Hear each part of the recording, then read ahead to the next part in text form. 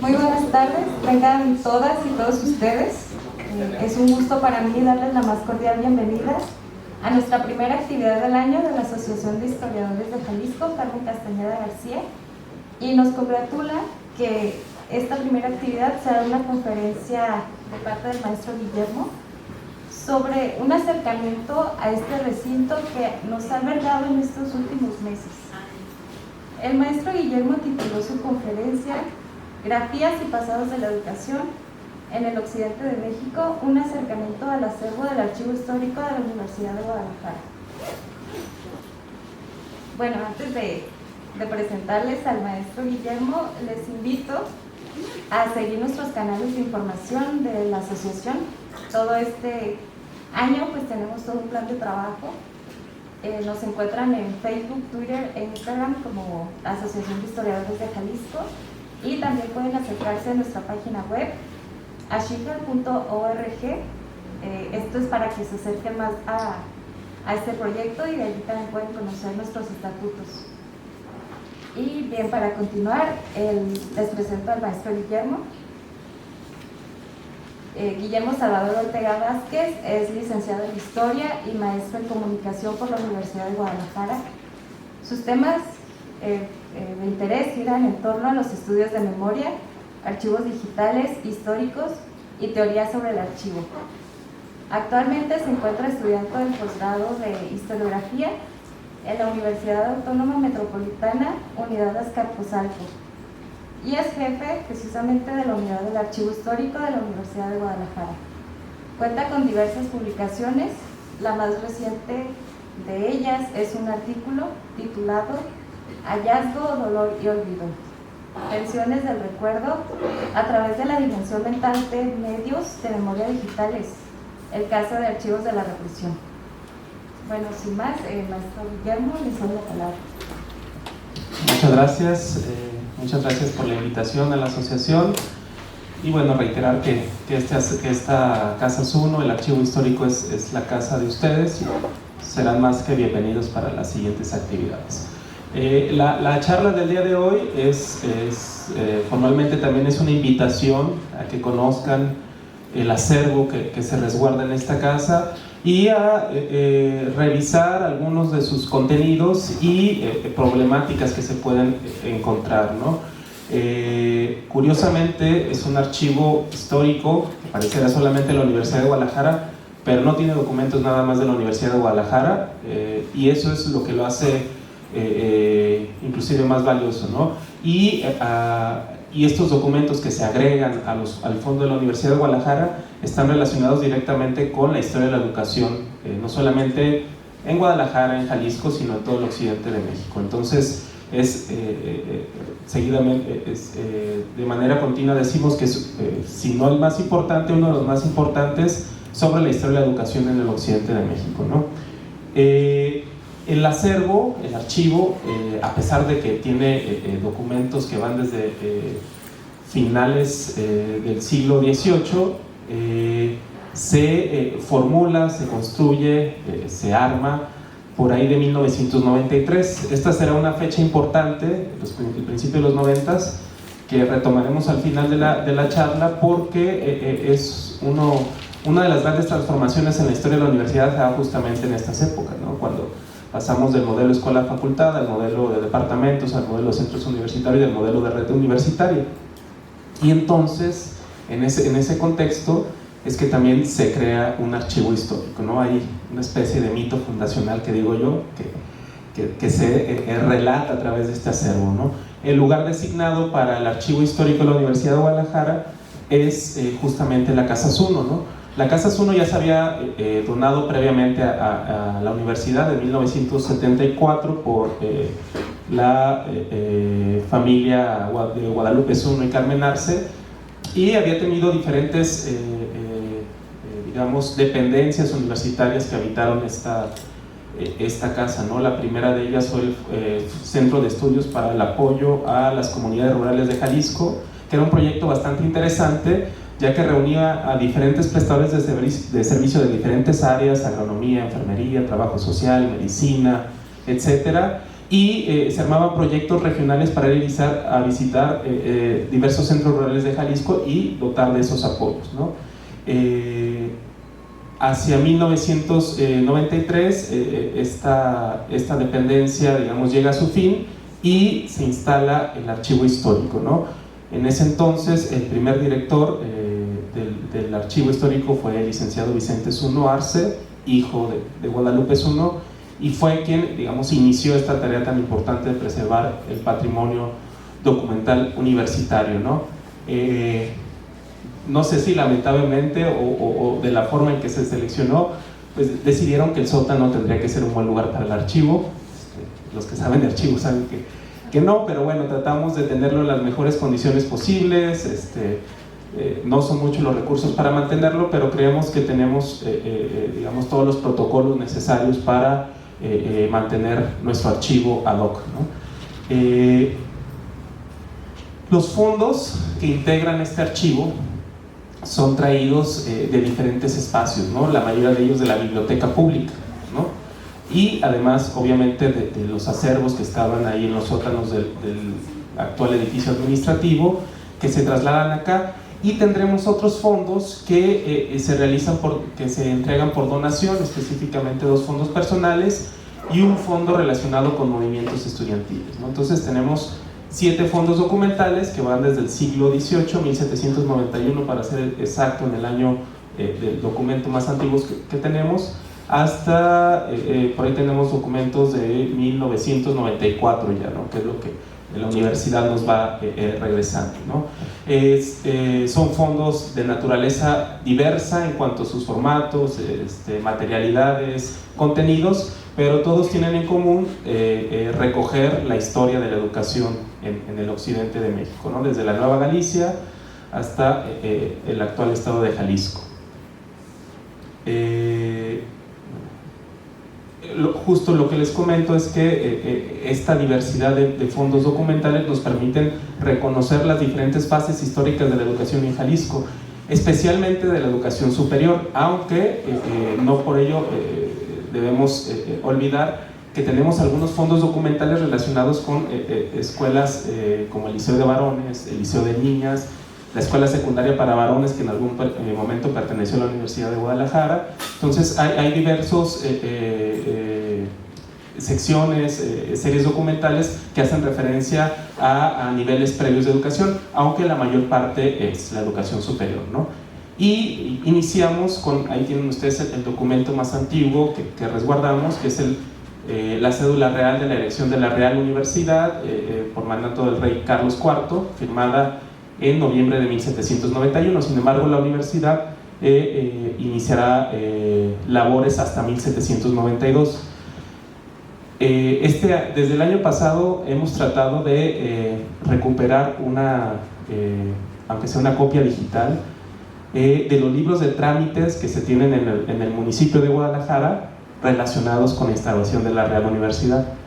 Ahí están todos los documentos de Fray Antonio Alcalde, las cartas que solicitan al rey, pero bueno, por conflictos actuales parece que no se va a realizar pronto, pero bueno, la intención es ayudarles porque no lo tienen digitalizado en el municipio de Guadalajara, es digitalizárselos, dejárselos, y nosotros simplemente tener una copia para mostrarla al público que nos visita, a los investigadores, a las investigadoras, porque creemos que es el antecedente inmediato de por qué tenemos después una Real Universidad en la ciudad de Guadalajara, ¿no?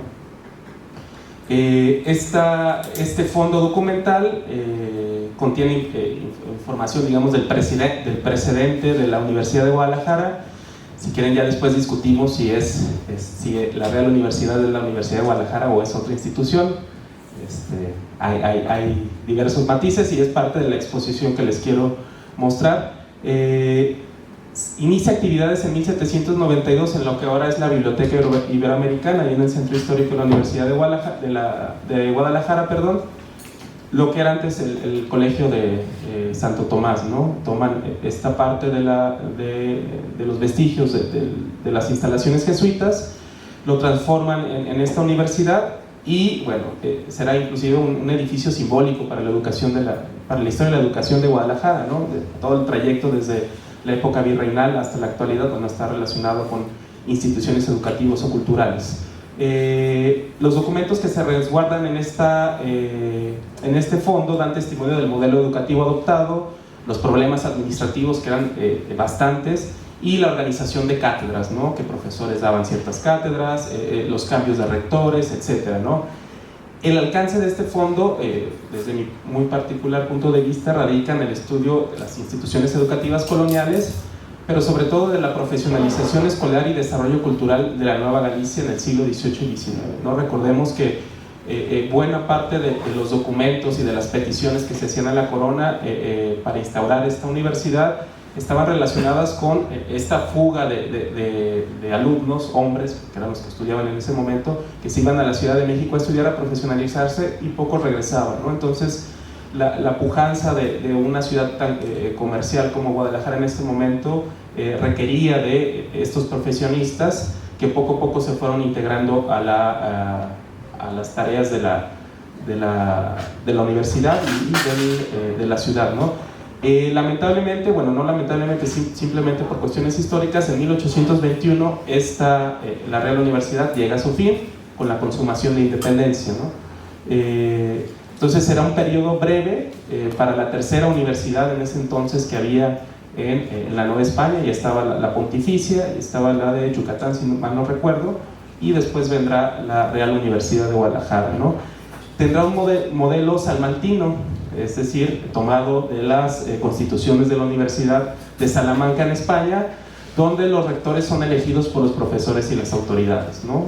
Y tenemos esos registros donde se hace esa elección con una terna, como suele pasar también ahora, no sé si más de democrático o menos democrático, pero sucedía, ¿no? Y contaría con las siguientes cátedras: la cátedra de Teología, Derecho Canónico, Derecho Civil y Medicina, ¿no? Estos son, digamos, lo que podríamos denominar como las primeras carreras que se imparten en Guadalajara. Les digo que en 1821 viene a su fin esta institución y prácticamente inmediatamente después nace la Universidad Nacional de Guadalajara, ¿no? La Universidad Nacional de Guadalajara de repente se nos va entre las escuelas libres, la Real Universidad, pero realmente es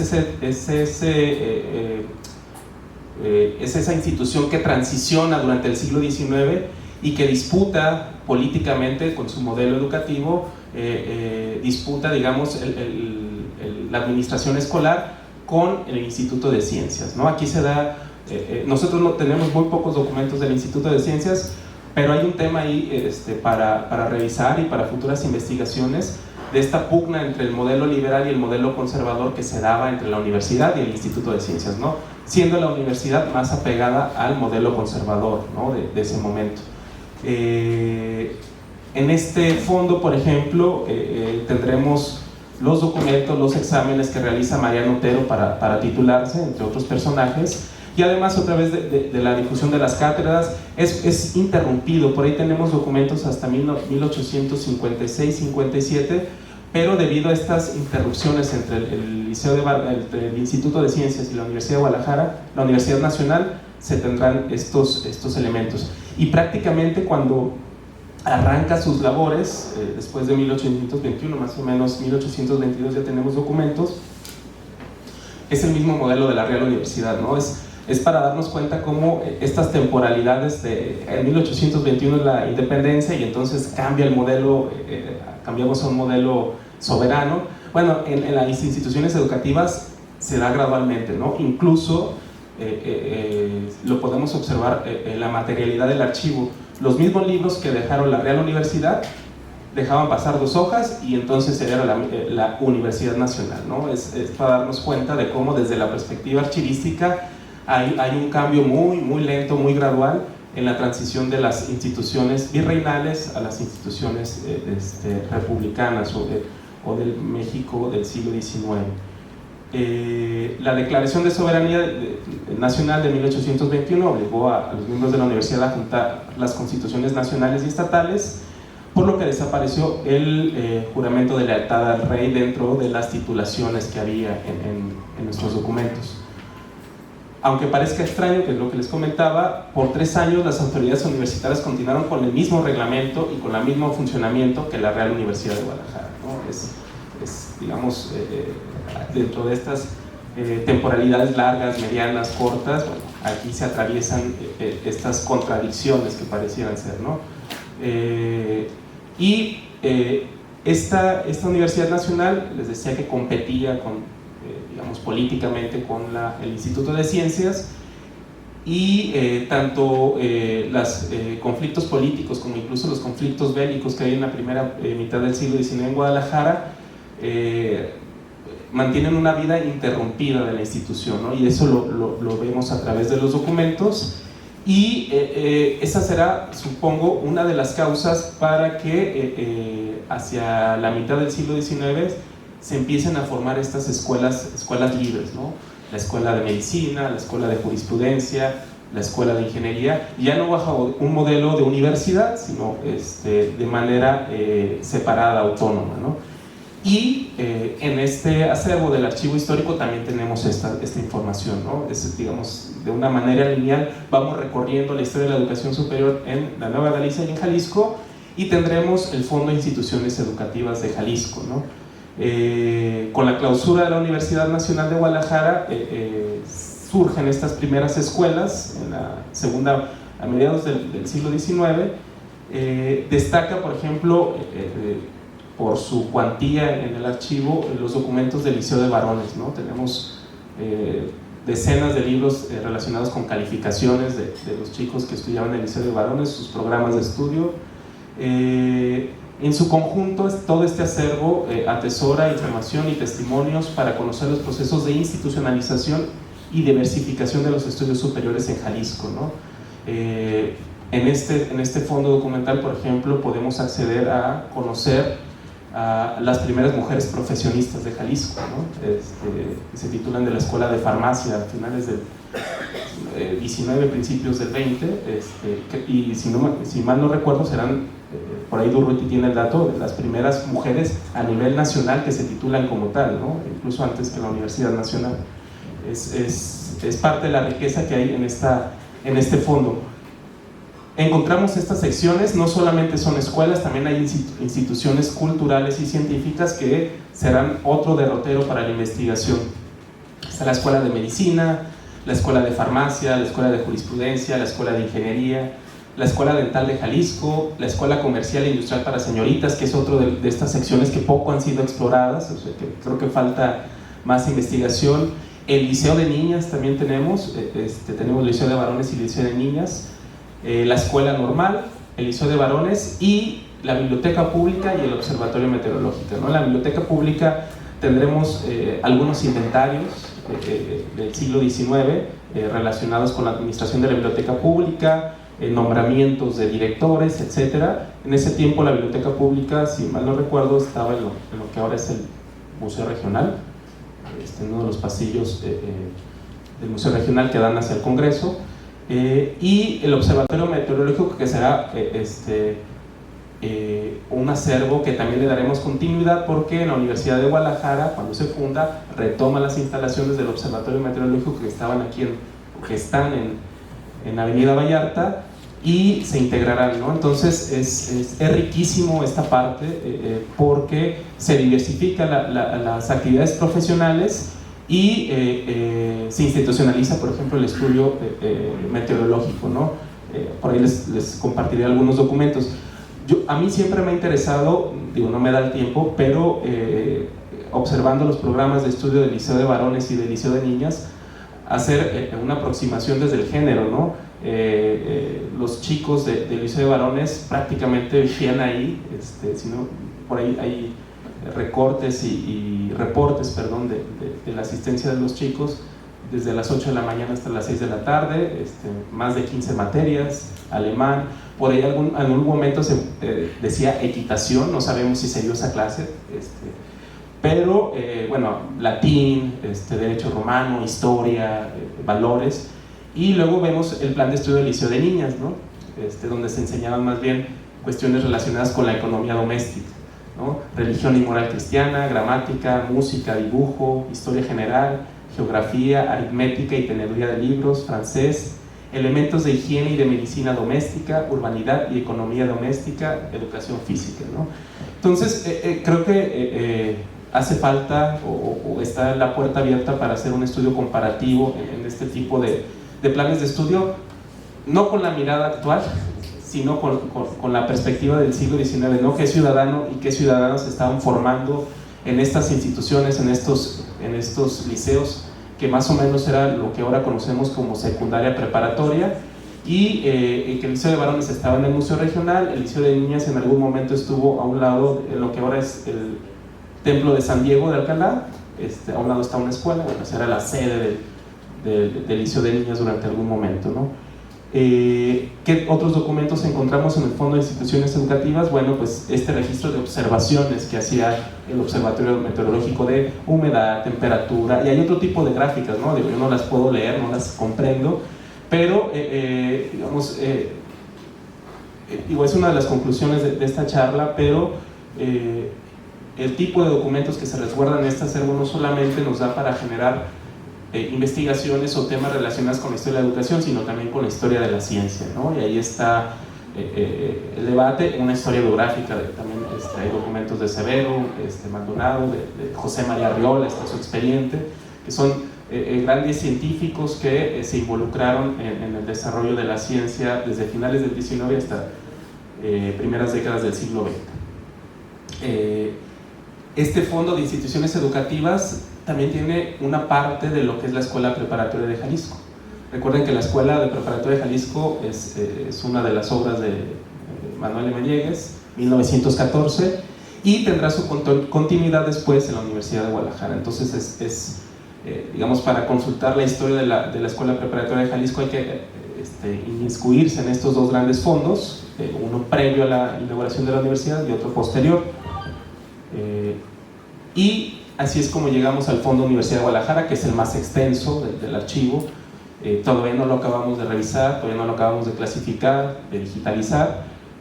Tenemos más o menos, todos los fondos documentales suman 4.2 kilómetros lineales de documentos, es decir, que si ustedes ponen una hoja enseguida de la otra, o así, nos dan 4 kilómetros, ¿no?, de documentos. Seguimos recibiendo documentos año con año por transferencias secundarias que nos hace la Universidad de Guadalajara, pero estos documentos solamente son de cuestiones relacionadas con gobierno de la Universidad de Guadalajara, que son las comisiones, las actas del Consejo Universitario. Curiosamente no hay actas de un sexenio, no nos han llegado, luego les digo de cuál, se perdieron, pero bueno, es lo que tenemos. Y el proyecto del archivo es involucrarnos en el rescate del documental que hay en los centros universitarios, porque hay, sobre todo en medicina, en CUCS, ya vimos, hay un buen trato de los documentos, al menos. Ahí está el expediente de Mariana Azuela, entre otros médicos, y en escuelas como la Escuela de Derecho, que con la construcción de la línea 3 hubo una inundación, se dañaron bastantes libros de la Escuela de Jurisprudencia, la Escuela de Derecho. Entonces la idea no es que los queramos para nosotros, pero sí queremos intervenirlos, registrarlos, digitalizarlos y contenerlos, ¿no? Al generarse el proyecto de red universitaria, digamos, se producen más documentos, pero también están más dispersos, ¿no? Entonces no tenemos espacio para contenerlos aquí. Hay un primer proyecto ya de un edificio de archivo general para la Universidad de Guadalajara, pero yo creo que primero acaban el museo y después vemos que sigue. Pero sí, la idea, porque no tenemos capacidades, pero sí tenemos capacidades para controlar, organizar, registrar, digitalizar y documentar qué sí hay, ¿no?, en nuestros centros universitarios, ¿no? El Fondo Universidad de Guadalajara inicia en 1925, inclusive antes de su fundación tenemos algunas notas de las reuniones previas entre los fundadores, y después, bueno, todas las actas de consejo desde su inauguración, los discursos de Enrique Díaz de León, etcétera, todos los participantes, y bueno, será ininterrumpido estas actas de consejo que se generan, y estas comisiones, hasta 1994, que es lo que tenemos ahora, ¿no? Tenemos expedientes de personal, no deberían estar aquí en el archivo porque son sobre todo los más recientes, pero al tenerlo nosotros, yo digo que es histórico y si lo tenemos lo pueden ver, ¿no? Entonces, simplemente hay que tratar de revisar cuáles son los datos sensibles, no los tienen, no dicen ni cuánto ganan, entonces no se preocupen. Planes de todas las reformas, la creación de carreras, maestrías, reformas a los planes de estudio, etcétera, está aquí, ¿no? Entonces es un referente para cualquier licenciatura, maestría, centro universitario, regresar a lo que tenemos en el fondo de la Universidad de Guadalajara. Quizá el periodo más importante o más álgido de la universidad en su casi historia de 100 años es el de 1933 al 37, ¿no? Es la única vez que se ha cerrado la universidad por el conflicto entre universitarios socialistas y autónomos, ¿no? Cuando surge la Universidad Autónoma de Guadalajara, ¿no? Es la única vez que se cierra y también se da cuenta de ese conflicto en los documentos, ¿no? Voy a ahondar más en este periodo en siguientes fondos, pero también tenemos muchas carencias, ¿no? Y es algo que de una u otra forma intentaremos recuperar. Hay muy poca fotografía, muy poca en nuestros fondos históricos. Seguramente hay instancias de la universidad que resguardan más fotografía y ya veremos cómo recuperarla. Hay muy poca historia de las representaciones estudiantiles, muy pocos documentos de la FEC. Entonces son estos vacíos que atraviesan actualmente a nuestro acervo. Les comentaba que hay vacíos en estas relaciones del archivo. Lo decimos porque aunque no hemos revisado todo, estamos en ello. Regularmente vienen investigadores e investigadoras, por ejemplo, al tema de la FEC, ¿no? Y es muy poco lo que hay. No sabemos dónde quedó ese archivo. Habría que hacer más bien historia oral o recuperarlo de otra forma. Por ejemplo, actas del Consejo General Universitario del periodo de 1988 al 94 no hay. Parece que las mandaron digitalizar en su momento y se perdieron, ¿no? Esa es la historia que a nosotros nos cuentan. Pero bueno, hay libros de comisiones de ese periodo, entonces ahí podemos empezar a cruzar información, ¿no? Entonces no es que nos quedemos sin los documentos, pero bueno, hay que señalar siempre los vacíos que tiene el archivo, ¿no? Una de las cosas interesantes también en este archivo, sobre todo en los primeros años, cuando se genera la fundación de la Universidad de Guadalajara, estas son las escuelas que integran la universidad: medicina, farmacia, escuela comercial, jurisprudencia, politécnica, la preparatoria de Jalisco, ingeniería, escuela preparatoria para señoritas y normal de Jalisco, el observatorio, que ya lo veníamos trabajando desde el siglo XIX, la biblioteca pública y el Museo del Estado. Sobre el Museo del Estado también hay un digamos, no conflicto, sino un diálogo todavía abierto, porque los documentos dan cuenta de que el director del Museo del Estado en ese momento era Ixca Farías, ¿no? Y se dirigía al rector. Pero integrantes del INA me dicen que ese no era el museo. Entonces yo digo, pues ¿cuál otro museo había en ese momento? ¿No? Y más porque tenemos los documentos de Ixca, ¿no? Entonces en algún momento, según los documentos lo atestiguan, faltan investigaciones, parece que el Museo Regional fue parte de la Universidad de Guadalajara, ¿no? Y creo que por ahí en el gobierno de Sebastián Allende es cuando se deslinda. Ya falta mucho por explorar en este fondo, pero bien vale la pena regresar a los inicios de la universidad, ¿no? En estos mismos inicios se plantea, por ejemplo, Guadalupe Zuno, quien fuera gobernador y quien llevó a cabo este proyecto de universidad, una universidad de corte popular, socialista, que tenía poco que ver con la Real Universidad, ¿no? Y con una universidad distinta, ¿no? La idea de una universidad bicentenaria es una idea actual, no corresponde a este periodo. Ya formado el archivo histórico, parece que al final no tenemos exactamente el dato porque no hubo un documento de entrega, pero a finales de la década de los 90, Laura Rosales Arriola entrega los expedientes del Frente de Estudiantes Socialistas de Occidente, ¿no? El FESO. El FESO no es la primera, pero sí es una de las primeras representaciones estudiantiles de la Universidad de Guadalajara, y no son pocas cajas. Hay credenciales prácticamente de todos los integrantes del FESO por secundaria, preparatoria y licenciatura, y es un fondo también muy rico, poco explorado. ¿Por qué? Porque justamente el FESO emerge dentro del conflicto entre los universitarios socialistas y los autónomos, ¿no? El FESO nace de la mano y con la venia de Lázaro Cárdenas, ¿no? Incluso los estudiantes van hasta la Ciudad de México y le piden a Lázaro Cárdenas que intervenga. Lázaro Cárdenas viene a la ciudad de Guadalajara y da la aprobación para que se genere el Frente de Estudiantes Socialistas de Occidente. El conflicto en la Universidad de Guadalajara se genera porque la reforma al artículo 3º de la Constitución se agrega el carácter de socialista a la educación, además de ser laica, gratuita, obligatoria. Y si no me equivoco, después de la escuela de la Universidad Nicolaita, la segunda universidad que se declara socialista es la Universidad de Guadalajara, ¿no? Y declara sus programas y su institución socialista, y es cuando un grupo de profesores y estudiantes, aduciendo la libertad de cátedra y la autonomía, inicia un conflicto, ¿no? Y ese conflicto tendrá de un lado a los autónomos, lo que fueron los tecos, y del otro lado al Frente de Estudiantes Socialistas de Occidente, ¿no? Y bueno, ese conflicto se ve ahí en el archivo claramente, inclusive con notas periodísticas, algunos recortes, algunos carteles que llaman a la lucha.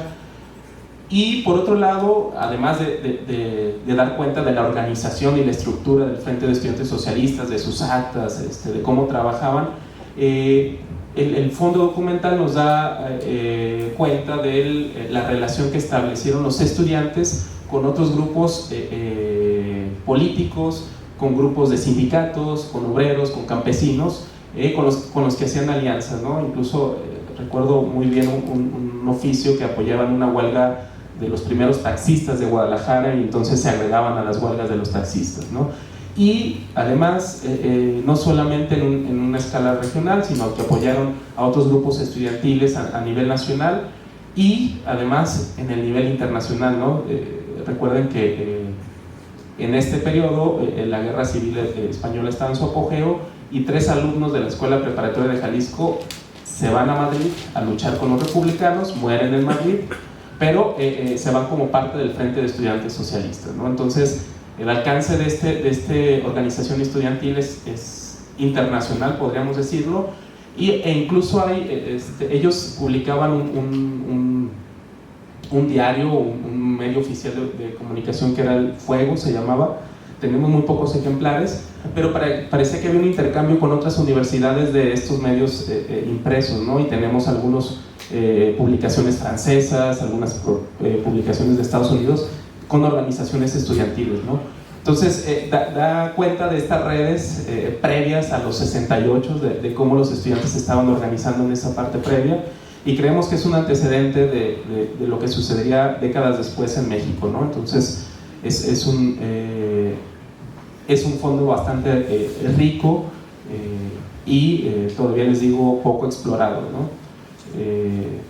Ahí está algunas fotos que se tienen en este fondo. Sí tiene bastante fotografía, foto de la visita de Lázaro Cárdenas a Guadalajara, de la reunión con el FESO, y parte de los integrantes más reconocidos: Natalio Vázquez, José Carlos Osorio y Pedro Ballín Esparza, entre los primeros directivos el Frente de Estudiantes Socialistas. El Frente, más o menos a finales de los 50, principios de los 60, llegará a su fin y surgirá la Federación de Estudiantes de Guadalajara, a la par del Frente de Estudiantes Revolucionarios, o Federación de Estudiantes Revolucionarios, la FER, que serán después las otras representaciones estudiantiles, ¿no? Entonces, quien se quiera acercar a la historia de la representación estudiantil en la Universidad de Guadalajara, pues sin duda tendrá que revisar lo que fue el FESO y el impacto que tuvo durante su corta vida.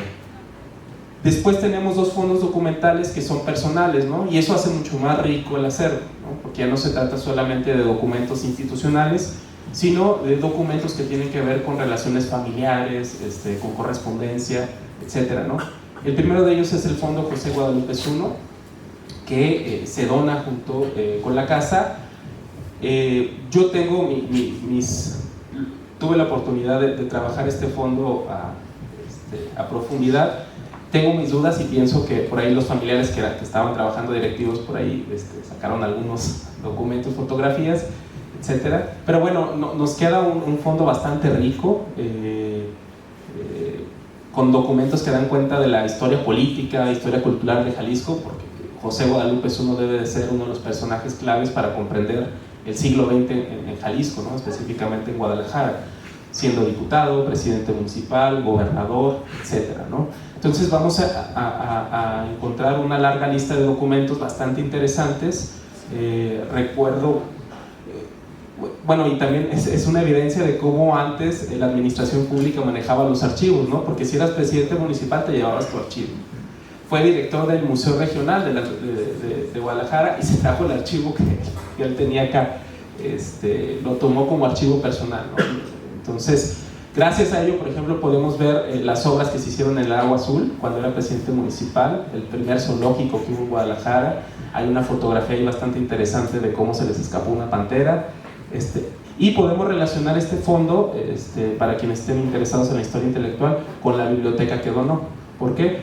Porque yo alguna vez, revisando los libros de la biblioteca de José Guadalupe Zuno, hay muchos catálogos de zootecnia. Y me entraba la duda de, bueno, ¿qué diablos estaba haciendo estudiando zootecnia, zoología? Y tiene que ver con la instauración del zoológico municipal, ¿no? Que pedía catálogos de animales y etcétera. Entonces se pueden hacer ahí unas referencias cruzadas bastante interesantes entre su archivo y su biblioteca, ¿no? Quizá la parte más importante, una de las partes más socorridas y visitadas al archivo es la parte relacionada con la masonería, ¿no? Eso prácticamente nos lo dejaron completito. Fue presidente de la Gran Logia Masónica de Occidente y bueno, están todos sus diplomas, las cartas que tenía con los hermanos masones, la relación que estableció con diferentes políticos a nivel nacional y a nivel local y a nivel internacional también. Por ahí hay una serie de cuadernillos de estudio de la Rosa Cruz que parece que le enviaban de Estados Unidos, él los tenía que estudiar y luego le hacían un examen, ¿no? Y entonces hay toda esta parte de cómo se iba avanzando en el estudio de la masonería, y que bueno, está totalmente abierto, ¿no? Quien lo quiera visitar, ahí está muy completo. Está su diploma del grado 33, que aún se resguarda. De hecho, todavía persiste aquí una logia que lleva su nombre, Logia José Guadalupe Zuno. De vez en cuando visitan la casa, ¿no? Y la parte más rica, para mi gusto, del fondo de Guadalupe Zuno es la parte de correspondencia. Recuerden que Guadalupe Zuno fue integrante del Centro Bohemio, el principal grupo cultural, artístico de principios del siglo XX. ¿Sí?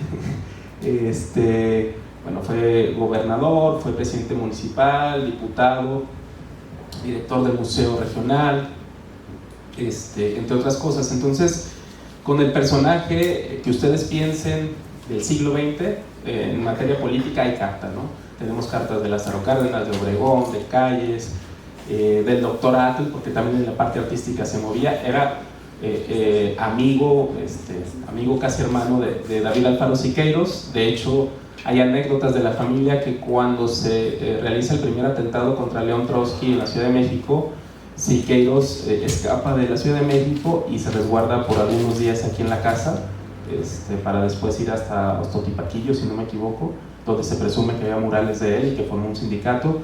Entonces tenemos una serie de cartas, por ejemplo el Machete, que fue uno de los periódicos en los que participó Siqueiros, es en buena parte sustentado económicamente por Guadalupe Zuno, y ahí están las cartas que dan cuenta del dinero que aportaba, ¿no? Entonces, igual con los artistas locales, con Amado de la Cueva, con Carlos Orozco Romero, con toda esta playa de artistas hay gran cantidad de correspondencia, ¿no? Con Lola Vidrio, digo, se me van los nombres, pero riquísima la parte de correspondencia. Y aquí está un ejemplo de estas que son prácticamente obras de arte, son correspondencia entre Itzca Farías y Guadalupe Zuno, ¿no? Y entonces ellos aplicaban mucho esta parte de los criptogramas, la iconografía para saludarse, y por ahí si ven al perrito, el perrito era el perro de la casa, el perro de la casa se llamaba Amigo. Entonces, por ahí tengo la transcripción de todo, pero dice amigo y hermano Itzca, y bueno, ahí hay que ir descifrando, ¿no? Hay 4 cartas de estas, que es el ida y vuelta entre Itzca y Guadalupe Zuno.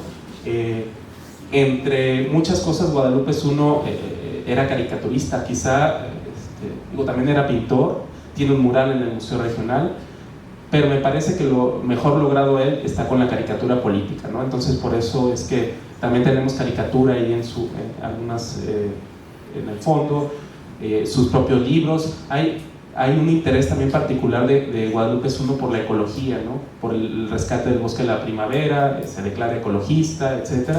Entonces hay diferentes, el tema del lago de Chapala también realiza por ahí algunos libros, una obra de teatro, intervienen en el rescate del lago de Chapala, también con el bosque de los Colomos. Entonces son diversos ámbitos, es un hombre todavía multifacético, que intervino en diferentes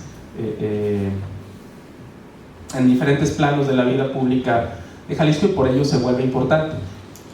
A quienes les dio clase en historia, porque dio clases en la maestría en historia, si no me equivoco, tiene aquí los trabajos de sus alumnos. Entonces también está esa parte como docente, ¿no? de historia del arte, de paleontología, de historia política, que estarán sus planes de estudio, sus trabajos, etc., ¿no? Entonces es otro fondo que está abierto y que está listo para ser observado. El siguiente fondo que también fue donado fue el de Constancio Hernández Alvirde, un fondo más pequeño, pero no por ello menor, porque justamente el papel de Constancio Hernández Alvirde es preponderante en el rescate de la Universidad de Guadalajara en 1933 a 1937. Siendo diputado local, evita, porque el proyecto de la Universidad Autónoma de Guadalajara era llamarse Universidad de Guadalajara, ¿no? Se evita en un primer momento, después creo que se llaman Universidad de Occidente y después Autónoma de Guadalajara, ¿no? Y eso se da gracias a las intervenciones como diputado local de Constancio Hernández Alvirde, que logra rehacer la ley orgánica en 1937 y se vuelve a las aulas en la Universidad de Guadalajara, siendo ya el rector, ¿no? Entonces es un personaje clave para comprender la crisis más importante que ha tenido la universidad, más importante que la actual, ahí está, ¿no? Son pocos sus documentos, porque también participó como diputado, estuvo integrando el Partido Nacional Revolucionario, y su papel también como notario público, ¿no? Es algo de lo que tenemos documentos, que bueno, también están abiertos y a disposición de que ustedes los revisen, ¿no? Hay fotos bastante interesantes. Recuerdo alguna sección fotográfica de que tenía su equipo de polo, ¿no? Quizá uno de los primeros equipos de polo en Guadalajara, y él sale en el campo de polo con su caballo, etcétera, ¿no? Entonces, aunque no pareciera, también hay relación con la historia del deporte. Por ejemplo, Guadalupe Zuno intervino mucho en el Club Atlas, entonces hay relación del Club Atlas, y hay unas fotografías todavía con ello, y también con el Club Unión, porque aquí estaba enfrente, ¿no? La primera cena del Club Unión, después Club Chivas, estuvo aquí enfrente, entonces había una relación directamente con ellos. Y bueno, ya para finalizar, aunque pareciera que podemos dar cuenta de la historia de la educación a través de este acervo, creo que se abren otras vetas de investigación y de propuestas y de diálogo para acercarnos a la historia intelectual, a la historia cultural, a la historia de la ciencia, a la historia del arte, ¿no? Ya hay, no es que sea nuevo esto, ya hay avances importantes en esta parte, sobre todo en la historia de la ciencia. Por ahí Federico ha hecho un gran trabajo en el rescate de la Escuela de Ingeniería, el mismo Juan Nepote, Durruti, que se han metido a este tipo de rescate. Y de Historia del Arte lo digo porque una de las clases que daba Guadalupe Zuno en la universidad era de Historia del Arte, y tenemos más de 3000 diapositivas de estas chiquitas de carrete de obra, ¿no? Mucho negativo de obra, de arte. Entonces, bueno, ahí están, ya los identificamos, ya sabemos qué hay, pero falta todavía inmiscuirse más, y más también con la cantidad de artistas que se rodeaba y de los que tenemos correspondencia. Otra beta importante que considero aporta este acervo es generar investigaciones, cuestionamientos y preguntas acerca de la relación entre género y educación, ¿no? Yo les ponía el ejemplo del Liceo de Varones y del Liceo de Niñas, pero hay tantos otros ejemplos de las primeras profesionistas en la Escuela de Derecho, etcétera, ¿no? Bien vale la pena pensar en estas biografías de personajes que no son los que todos reconocemos de la universidad, pero que sí son personajes que aportaron bastante a temas de ciencia, de educación, etcétera, ¿no? Y yo considero que detrás de la organización y formación de este archivo, pues recala como la idea de generar un mito fundacional de una nueva universidad, ¿no? Una universidad que se llama Red Universitaria, que se genera en el 94, y es un posicionamiento, o sea, instalar un archivo al final es un posicionamiento político de lo que yo quiero que se diga y del pasado, ¿no? Entonces, recuerden que es la gran reforma de la Ley Orgánica del 94, y en ese contexto se instala el archivo, y es que podemos leer al archivo entonces como un dispositivo también, un dispositivo político que encumbra o que genera este mito fundacional de una nueva universidad, ¿no? Y abre la puerta, desde mi perspectiva, a una historia crítica de la Universidad de Guadalajara, ¿no? Que creo que hace falta. Ya la doctora Elisa tiene un proyecto bastante importante en este tema, y creemos que hace falta, ¿no? Se viene el 2025, serán los 100 años de la universidad, y parece que las historias que se han hecho con la universidad más bien son monográficas, laudatorias, y faltaría una versión crítica de lo que ha sido la universidad en todos sus aspectos, ¿no? Por ejemplo, esta idea de identificar más a la Universidad de Guadalajara con Fray Antonio Alcalde que con Enrique Díaz de León, ¿no? No por demeritar el trabajo de Fray Antonio Alcalde, digamos, una persona importantísima para comprender el siglo XVIII en Guadalajara, para comprender Guadalajara en ese momento, pero la figura de Fray Antonio Alcalde después ha sido metida como uno de los padres, por así decirlo, ¿no? de la Universidad de Guadalajara, y habría que tomar la oportunidad de revisar este tipo de aseveraciones y de ser más crítico con cómo se están utilizando estas figuras, ¿no? Si accedemos más a este pasado virreinal, a una historiografía que coloque la universidad más bien en esta época virreinal, o una universidad de Guadalajara que justamente nace como una universidad popular, socialista, democrática, etcétera, ¿no? En 1925. Y eso es lo que encierra también un archivo, ¿no? Y lo que podemos observar a través de ello. No es que a nosotros las autoridades nos digan nuestra opinión sobre la historia, pero sí consultan y nos piden documentos sobre ella, ¿no? Entonces, no es tarea de las autoridades, me parece, pero sí es tarea de los investigadores especialistas en la historia, volver a repensar esta historia crítica de la universidad. Y también es la invitación, ¿no?, que hacemos de parte del archivo, que se acerquen, que se generen proyectos, que se gesten investigaciones, pensando que en 2 años tendremos el centenario. En el archivo decimos que es el centenario, no es una universidad bicentenaria, pero el centenario de la Universidad de Guadalajara, ¿no? Y bueno, es un poquito lo que les quería compartir, y muchas gracias por escuchar. Cualquier duda estoy atento.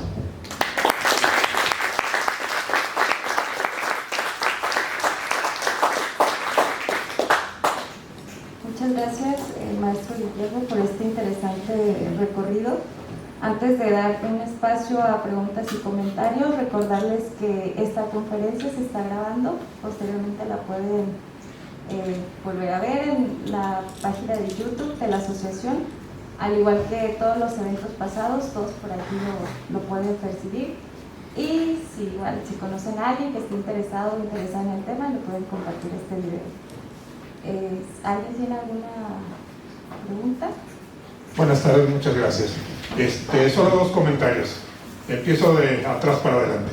Si podemos celebrar en 2025 los 100 años de la Universidad de Guadalajara, es merced a un oficio que dirige el secretario general de gobierno durante las clausuras de la universidad, mencionando que siguen en funciones, y esto es importante, la Escuela Politécnica, la Biblioteca Pública del Estado y el Observatorio Astronómico y Meteorológico. Es decir, se preservan las funciones sustantivas de la universidad en estas tres dependencias durante la clausura.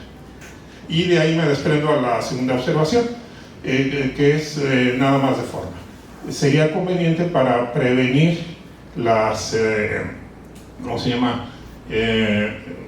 equivocaciones o confusiones, mencionar los nombres de las instituciones en la época a la que se están refiriendo.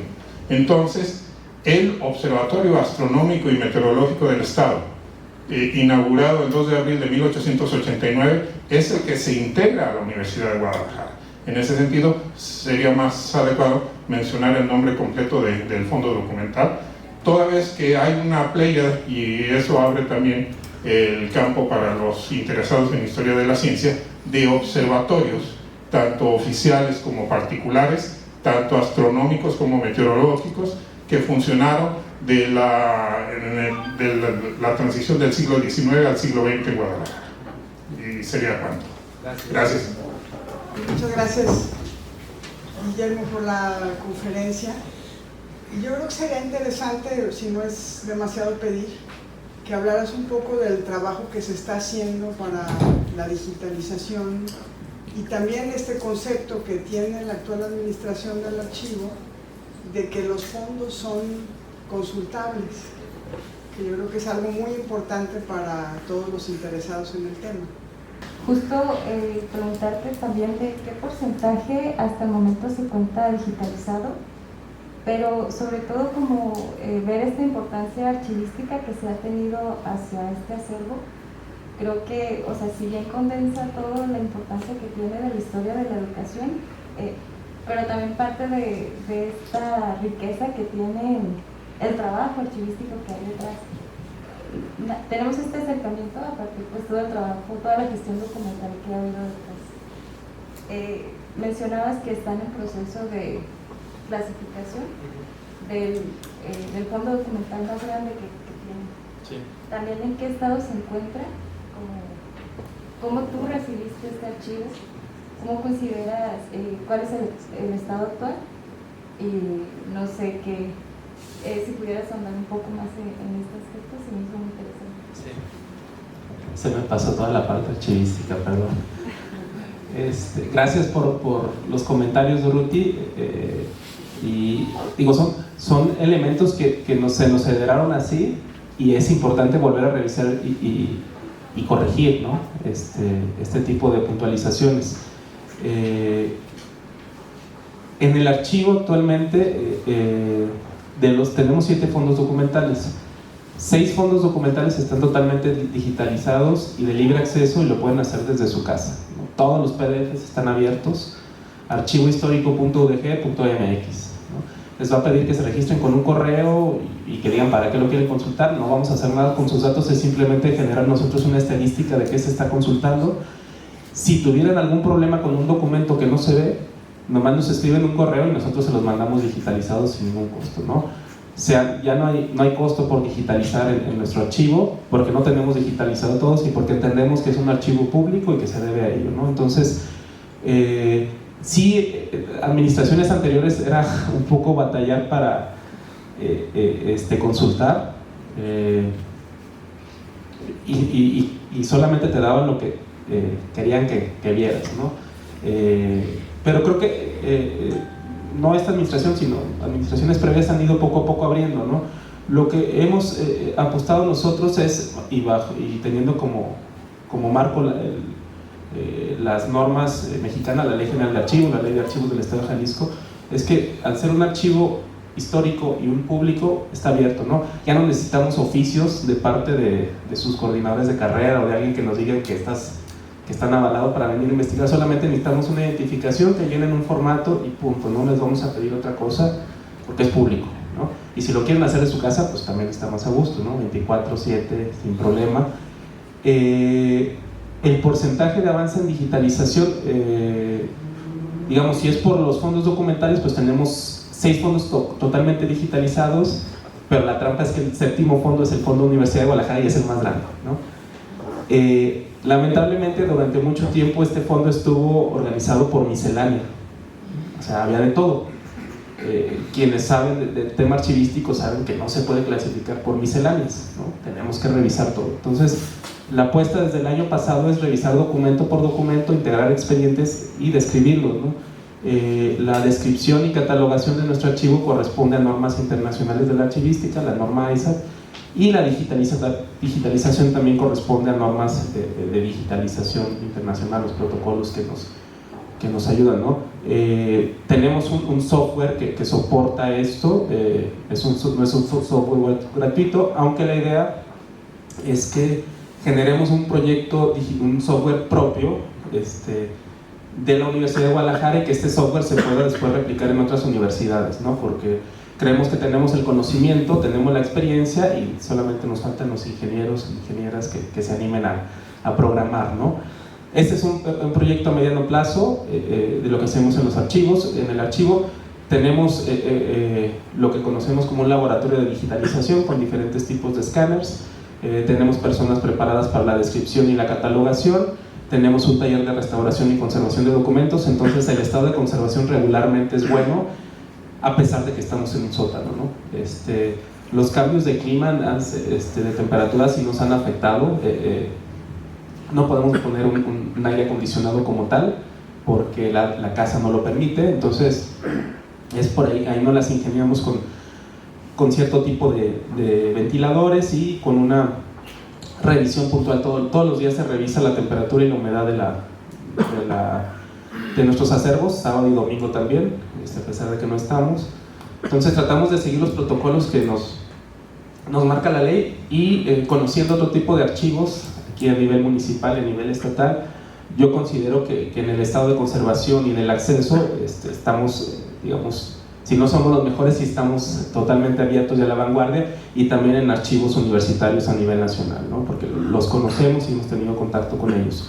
¿Qué sigue para el archivo? Bueno, sigue digitalizando. El año pasado por fin logramos, aunque suene ridículo, no habíamos clasificado los primeros años de la Universidad de Guadalajara, de 1925 a 1930, ahí no está Alicia por aquí, pero 1932-33, que es una época bien importante. Ya está digitalizado todo, ya se subió a la red, está clasificado y catalogado, y seguimos con esto, ¿no? La intención es que a este año al menos lleguemos al 1940 y estamos avanzando en ello. Prácticamente todas nuestras baterías están cargadas a clasificar, catalogar, digitalizar y abrirlo, ¿no? Si ustedes ingresan a la página, por ahí les dice que los documentos de 1960, 70 no se pueden, ¿no? Y si la ley nos dice esto, bueno, nosotros lo podemos hacer por otro lado, también basándonos en la ley, porque al final son documentos que no tienen, digamos, problemas de datos personales sensibles. Si acaso, las comisiones de reglamentos de sanciones, ¿no?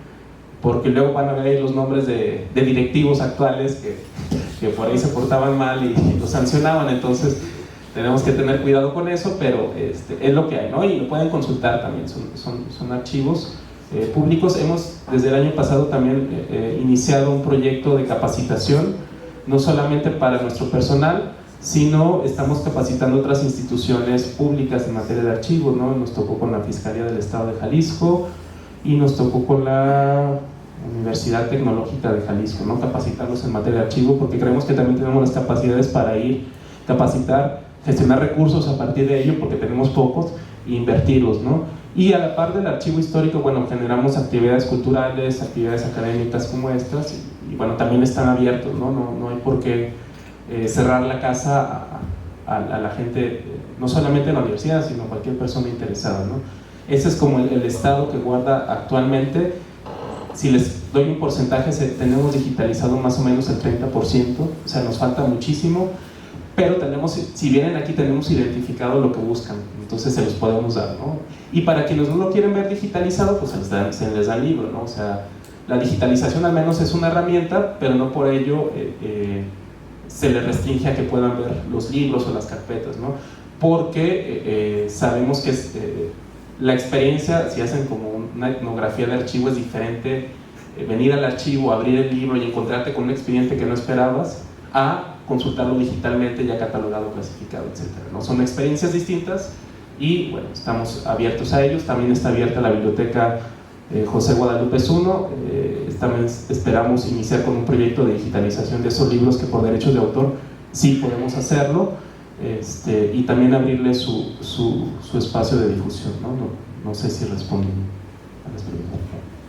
Guillermo, felicidades por esta excelente panorámica que nos das, que nos muestras del archivo y de todo el potencial que tiene. Yo me quedé con una duda. Hace rato mencionaste que, por ejemplo, si entendí bien, no está centralizada toda la información del archivo de la Universidad de Guadalajara, que hay como, a lo que entendí, cada centro universitario tiene como que sus propios archivos.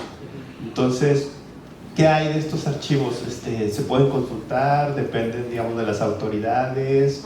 ¿En qué estado están? ¿Sabes? Y si hay, digamos, como una idea de realmente tener un archivo central donde podamos realmente ver todos los elementos que han sucedido en la historia de la institución, ¿no?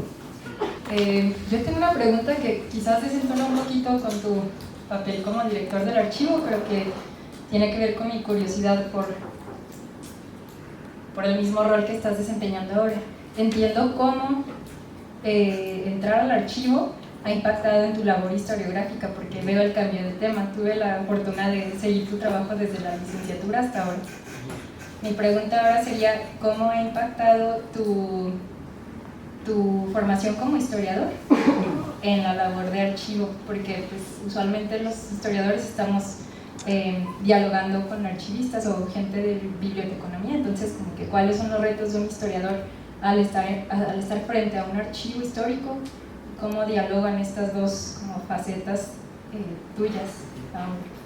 Mencionar a la gente que quizá no está familiarizada con esto, cómo se pueden acercar al archivo digital de la Universidad de Guadalajara, cuál es el correo electrónico que menciona, los horarios para consulta, quizá algunas visitas, y también estas asesorías son a instituciones privadas y cómo también acceder a todas ellas.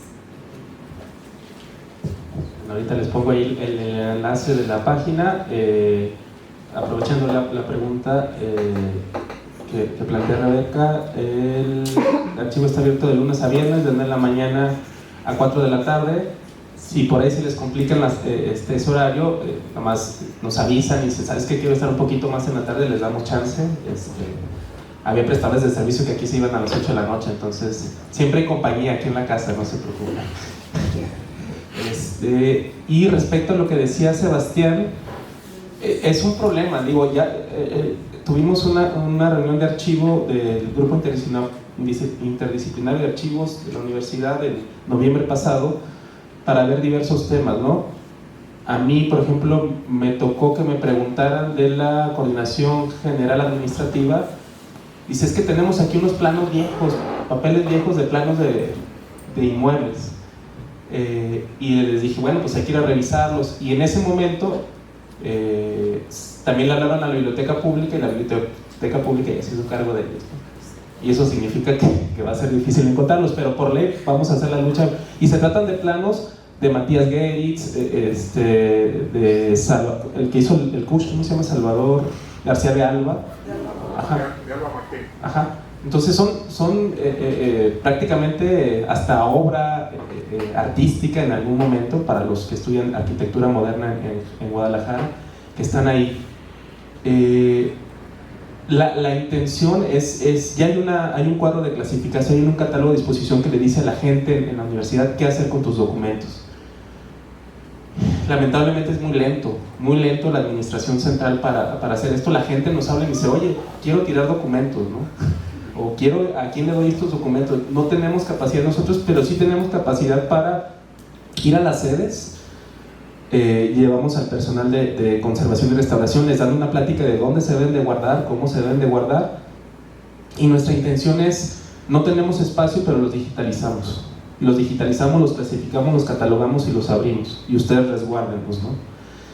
Es apenas una tarea que estamos iniciando, porque nos preocupa qué va a pasar con ello.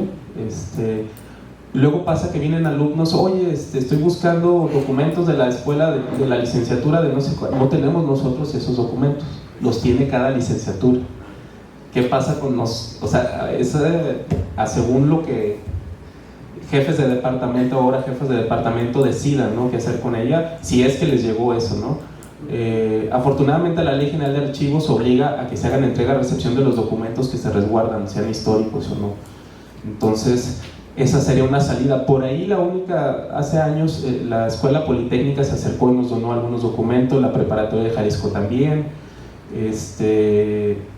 y pues ahí no tienen repleto, ya tenemos repleto todo nuestro acervo, y este problema de explosión documental se traduce en que no podamos ir a recuperar y rescatar eso, ¿no? Digo, es lamentable, pero la apuesta que estamos haciendo es llevar a conservadores y restauradores, llevar nuestros equipos de digitalización, trabajarlo directamente ahí y recuperar al menos la imagen, ¿no?, de eso. Te lo digo porque la Escuela de Jurisprudencia, la División de Estudios Jurídicos seguramente tiene documentos del siglo XIX, seguramente, no sé dónde los tenga, ¿no? Y el CUSH debe tener su propio archivo histórico, no sé dónde esté. El de medicina lo conozco y está bien resguardado, pero pues son escasos, ¿no? Y ese es un problema que desde el archivo histórico sí hemos tratado de incidir a nivel al secretario general y todos ellos, decirlo, es patrimonio, estamos contra la ley si lo perdemos, etcétera, ¿no?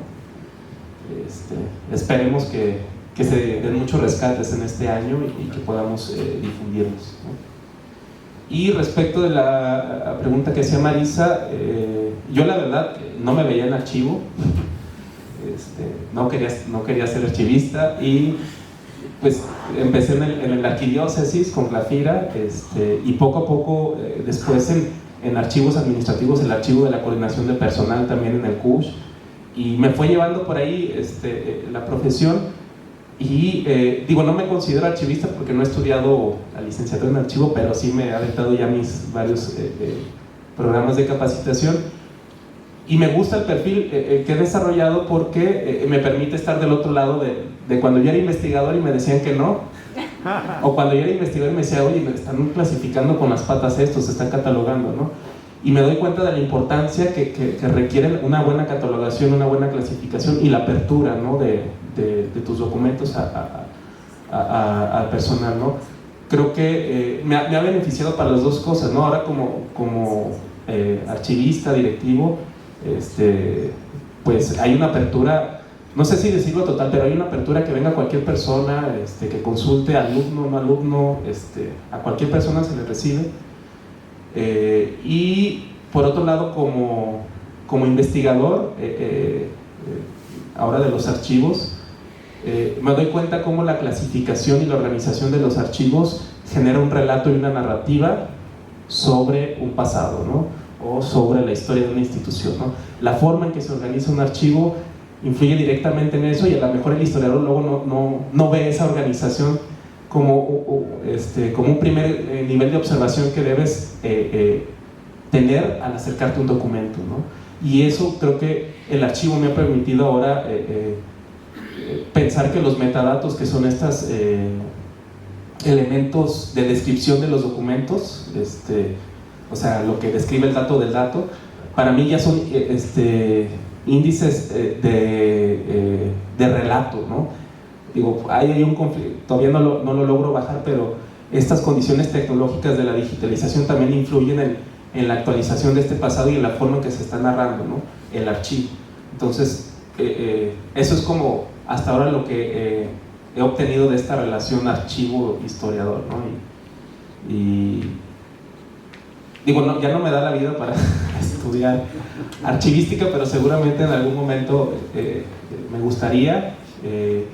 No es que yo dé los cursos de archivística, o sea, yo doy algunos temas específicos en los que me he especializado, pero nos rodeamos de archivistas profesionales, ¿no? O sea, hay que darle lugar a quienes estudiaron esta disciplina, y afortunadamente tenemos relaciones con archivistas de la Ciudad de México, de Morelia, algunos que viven aquí, y ha posibilitado que nuestros proyectos de capacitación para las instituciones públicas y privadas estén fortalecidos con un buen cuerpo docente, con amplia experiencia, ¿no? Las capacitaciones para la Universidad de Guadalajara son gratuitas, ¿no? Todas las dependencias de la universidad son gratuitas, es nuestra obligación, y para instituciones ajenas a la universidad sí hay un costo, pero ese costo también puede ser un intercambio de otro servicio, etcétera, ¿no? No estamos cerrados a otras cosas, pero sí estamos buscando recurso propio, entonces aunque sea poquito, que nos beneficie para comprar una computadora, hacer un evento, etcétera. Entonces esa es la chamba que hacemos. Ya sabemos que los archivos son los últimos a los que le toca recurso, pero digamos eso ya lo sabíamos, y nos toca entonces generar otro tipo de proyectos que generen esos recursos desde nuestra expertise, ¿no? Entonces eso es lo que hacemos. Gracias, Guillermo. ¿Alguien más tuviera algún comentario, alguna pregunta? Bueno, primero una felicitación a Guillermo por la exposición que ahora nos ha hecho, pero sobre todo por el gran trabajo que ha venido desarrollando con todo el equipo que labora en este archivo universitario que es tan importante. Yo creo que se ha dado un salto verdaderamente extraordinario en relación a lo que significaba las consultas que hacíamos en los años 90 en este archivo, que era todo muy pedestre. Tendríamos que transcribir documento por documento así manualmente, porque no había otra forma. Hoy creo que nos han facilitado muchísimo la consulta y eso se agradece enormidades. Yo también quisiera mencionar a propósito una duda que tengo, a ver si nos puedes contestar.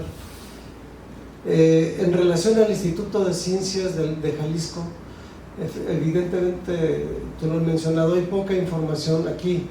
Mi pregunta es, ¿se sabe si hay algún lugar donde podamos conseguir esa información?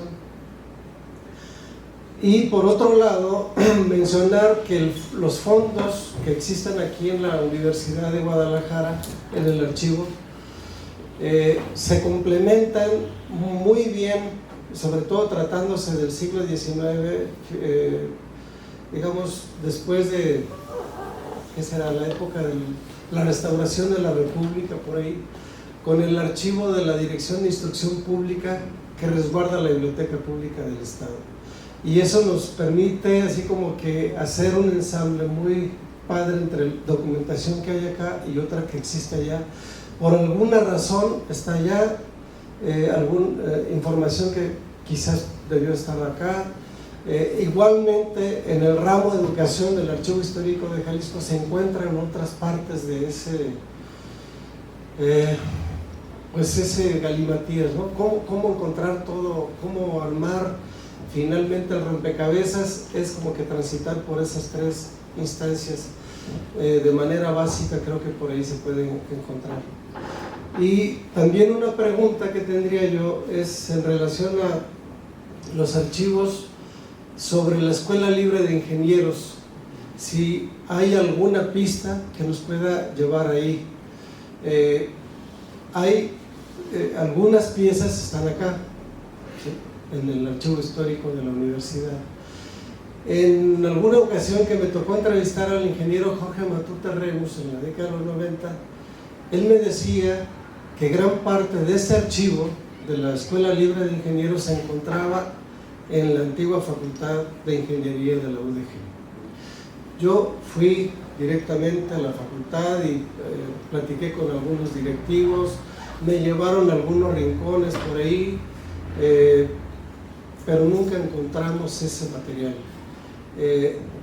Y creo que es una pieza muy importante para explicar ese engranaje.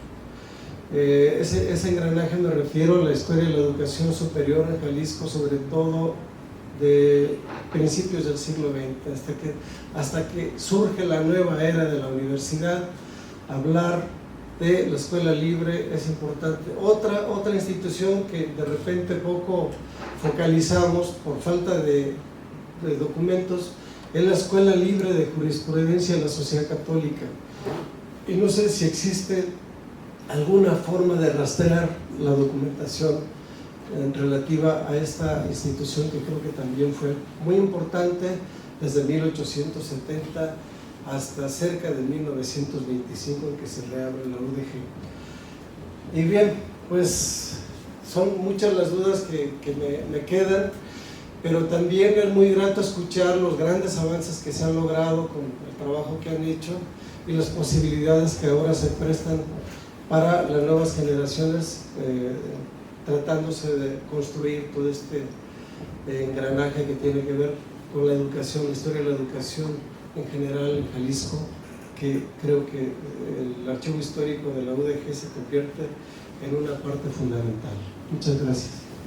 Bueno, nos hablaste mucho de este espacio de una gestión documental, pero también mencionabas que te habías encontrado con fotografías, que también se cuenta con una biblioteca.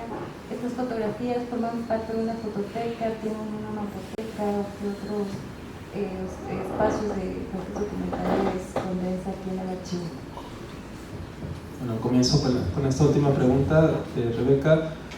La mayor parte de las fotografías que tenemos resguardadas nosotros pertenecen al fondo de José Guadalupe Zuna, como tal, el único que tenemos. Tenemos como un pequeño borrador de un proyecto de empezarnos a copiar de fotografía de la Universidad de Guadalajara por donación. Hay muchos alumnos de generaciones anteriores, de hace décadas, que vienen y tratan de investigar sobre su generación y nos dicen que tienen fotografías. Hace unos 5 o 6 años el archivo de la Ciudad de Madrid generó un proyecto con vecinos para que los vecinos donaran fotografía, pero esta donación no era física, sino era digital. Entonces, si no hay fotografía, bueno, ¿cómo la conseguimos, no? Y nuestro proyecto sería iniciar una campaña de acopio de fotografía digital donde le demos el reconocimiento a quien nos entrega digitalmente esa fotografía de hace 50, 30, 40 años, cualquiera es buena, porque estamos escasos de ella, ¿no? Entonces, si nos da la vida, vamos a iniciar ese proyecto este año, si no, prometo que iniciará en esta administración para recuperar esa parte visual, ¿no? que tenemos. En la biblioteca en esta biblioteca no hay fotografías, simplemente son libros, algunos incunables. Estamos hablando de la biblioteca, les adelanto que esperemos que en febrero o marzo presentemos un catálogo comentado de la biblioteca donde se rescatan todos los autógrafos, primeras ediciones. ¿Por qué? Porque la biblioteca había sido clasificada muy rápido, entonces nos dimos cuenta que clasificaban libros, por ejemplo, que tenemos del siglo XIX con el primer título que venía, y en realidad son libros que son misceláneos. Entonces estamos trabajando en ello para realizar un catálogo mucho más amplio, comentado, de las obras, inclusive de las editoriales locales que había, y esperamos publicarlo este año de manera digital, ¿no? Entonces son parte también de los trabajos del archivo. Y respecto a los comentarios del doctor Federico, yo del Instituto de Ciencias solamente he encontrado un poco en la biblioteca pública, pero es un poco, y está en la parte miscelánea, de lo poco que me pude ver, ¿no? A principios del año pasado le ofrecimos a la biblioteca pública que estaba nuestro software para que ellos pudieran digitalizar y abrir, pero no hubo respuesta, ¿no? Cada administración de archivo hace lo que puede. Más bien nuestra respuesta la hemos obtenido de otras dependencias universitarias, por ejemplo de Cultura UDG, que este año vamos a empezar a integrar un catálogo de todas las obras artísticas y culturales que tenemos de la universidad, las vamos a digitalizar y vamos a generar un catálogo de acceso abierto para ello, ¿no? No es archivo, pero al final es el control de la gestión del patrimonio, ¿no? que tenemos. Lo mismo con estas escuelas libres, es bien difícil rastrearlas, ¿no? Yo he encontrado documentos varios tanto en la biblioteca pública solamente, y tenemos buena comunicación con el Archivo Histórico de Jalisco, que también tiene una parte de educación. Entonces hemos establecido un diálogo donde ellos nos mandan investigadores, nosotros les mandamos y les decimos, no, esta otra parte la vas a encontrar acá, y es como lo hemos hecho, ¿no? Lo ideal sería tener una plataforma general de archivos universitarios, o si me apuran, de archivos de Jalisco, donde podríamos hacer esas referencias cruzadas, ¿no? De decir, bueno, esta parte está aquí, pero se complementa acá, ¿no? Y es uno de los metadatos que vamos a empezar a generar, ¿no?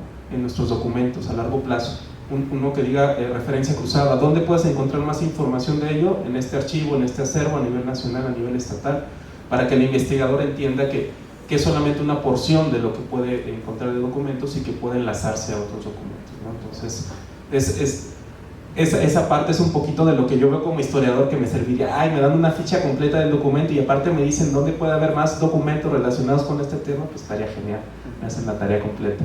Pero hacia allá va también la archivística, ¿no? Entonces podemos seguir por ese camino. Bueno, si ya no hay más preguntas y comentarios, podemos cerrar nuestra actividad del día de hoy. No sin antes volverte a reiterar nuestros agradecimientos, Guillermo, no solamente por brindarnos todo este panorama tan importante del archivo histórico, sino también por todo el apoyo que hemos recibido de parte de la asociación. Reiterar entonces la invitación a consultar el archivo histórico de la Universidad de Guadalajara. ¿Correo electrónico? Correo electrónico guillermo.ortega@udg.mx, y si no, bueno, ahí en la página del archivo histórico nos pueden escribir, ahí viene un correo al que pueden escribir si tienen alguna duda en la consulta, si no les sale el documento ahí lo hacemos. También hay la confianza de que si no pueden venir y necesitan una asesoría por correo lo podemos resolver y con un clic se los enviamos, no hay problema por eso. Muchas gracias, Guillermo, ya te estaremos mandando el spam en estos días. Sí. Muchas gracias, les invitamos a un brindis aquí a Coista.